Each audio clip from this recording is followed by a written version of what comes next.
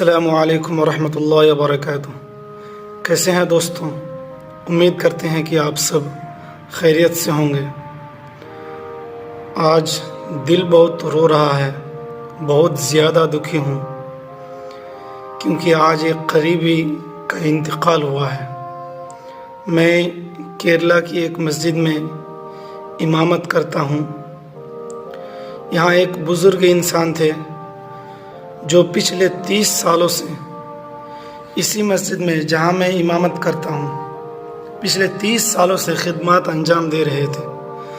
میرے یہاں آنے سے پہلے وہ مؤذن بھی تھے، امام بھی تھے، اور مسجد کا صاف صفائی کا کام بھی کرتے تھے۔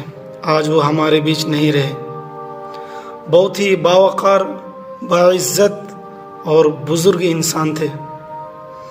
اللہ ان کو جنت الفردوس میں جگہ دے، اللہم آمین۔ اس لیے دوستو، اللہ نے ہم کو پیدا ہی اسی لیے کیا ہے کیونکہ ہم اس دنیا میں آئے اور نیک اعمال کریں اور برے اعمال کرنے سے اپنے آپ کو بچائے رکھے، کیونکہ اللہ نے جب ہم کو پیدا کیا ہے تو ایک دن اللہ تعالی ہم سب کو اس دنیا سے ضرور اٹھائے گا۔